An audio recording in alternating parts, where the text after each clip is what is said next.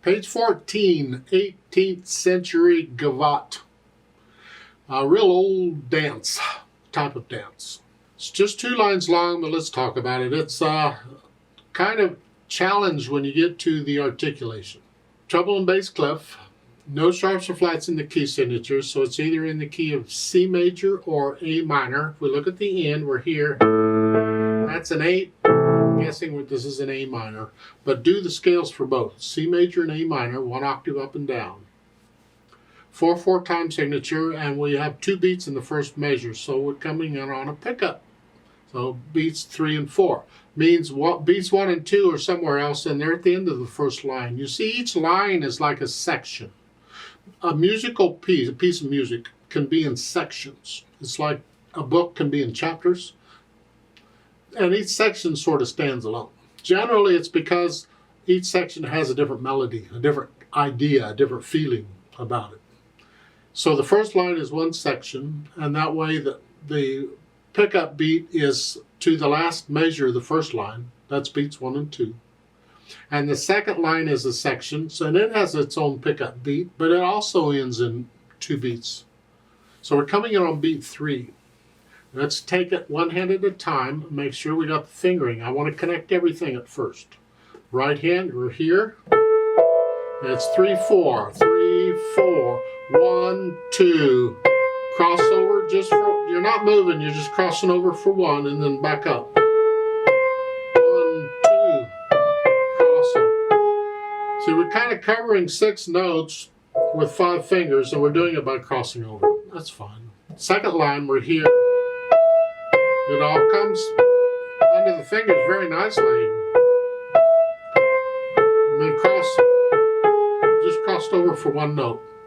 You want to get to where you can cross over for this note without having to look at the keyboard. You can feel that eventually.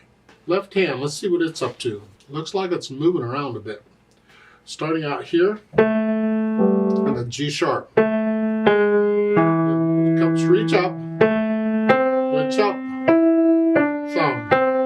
See, lets me connect everything. The second line, we're here.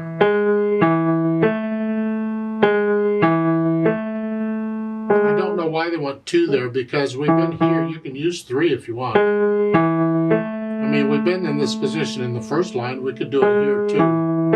But then when you get to the last couple measures, you do need thumb. So the next to the last measure, the 4 beats, 2, 4, 1. This way I'm in position for that. I want to connect it all. So then I try to put the hands together, and we're here. We're here, and here, and here, here, and here.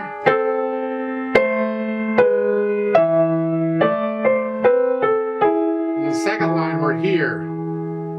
Now, if I'm going to end the first line here, I'm not going to use second finger on the second line. I want to connect it, so I'm going to use third finger for that first note in the second line, because I'm coming off of the G sharp. I missed it before, but we got it now. So the last measure of the first line was here. I'm going to the second line. Now I'm going to use third finger at first. I can use third finger both hands, actually. Now second finger.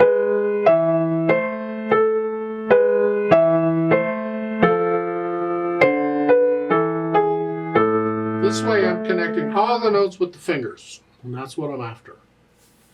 Then once I have that, I go back through it slowly and carefully and get rid of the hesitations. And once I can do that, then I'll think about the articulation. And this is really what this lesson is about. I'm doing staccatos in one hand and connecting the other at the same time, and it's going back and forth. Well, this is something you can practice when you're doing the scales. Since you're doing the scales anyway, why not? So as I'm doing C major, I'm going to disconnect one hand and connect the other. And then I'm going to switch it. So I get that feeling of doing the different things in the hands at the same time. That way when I get it in music, I can already do it. So at the beginning, and these are short staccatos, I'm hinging at the wrist here, bum. See that tenuto and the half note line. Linger on that. Linger on it. And lift up.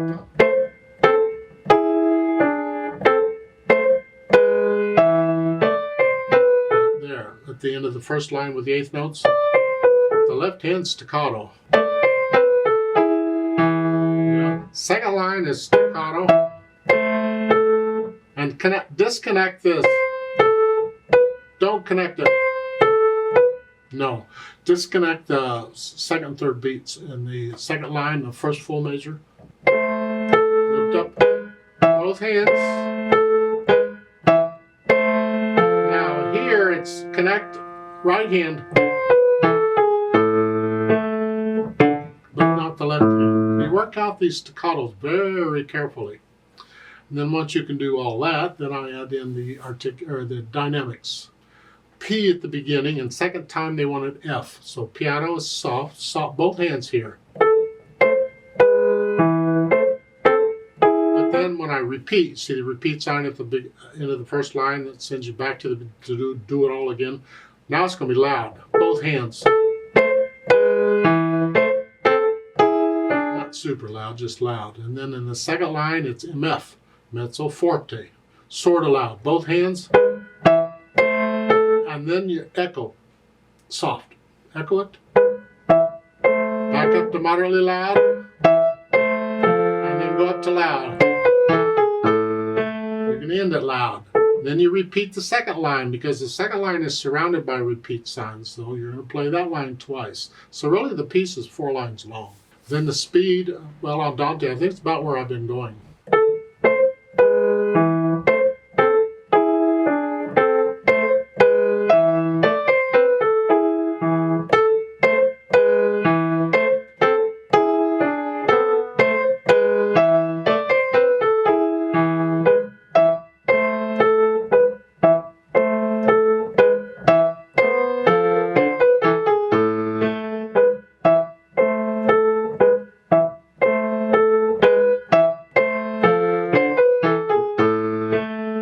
Don't copy me, please. You feel the music. Imagine people dancing to this. Just a nice gentle dance as they're moving around. Back in this time period, they didn't put in dynamics and phrasing and stuff, staccatos and all that. They didn't put that in the music. It was just up to you to interpret it as you saw fit. That you knew how to interpret music, supposedly. So if you alter this a little bit if you want. This is what somebody's idea was of how it might be. It's fine, but it's not absolute, is what I'm saying, because it was really up to the performer on how to do this. Let's play this together very slowly and check the notes and the rhythms. I'm not going to do the louds and softs. I will do the staccatos and stuff, and we will do the repeats. So I'm going to give us 2 counts because we come in on beat 3. Ready, go, and then we come in. Slowly. We're not performing it, we're just checking notes and rhythms. Ready, go.